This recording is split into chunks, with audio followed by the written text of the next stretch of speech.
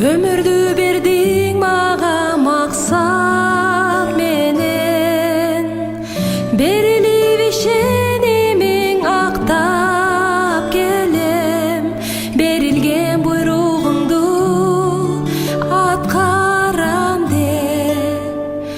Бир гана сен үчүн мен жашай берем, баш ийем сага гана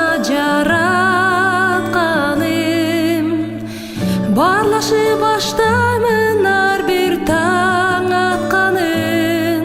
Барынын кызыгы жок сен болбосоң, бир гана сенден тынчтык таба жаным. Бир гана сен жашоомду азат кылган, бир гана сен дайыма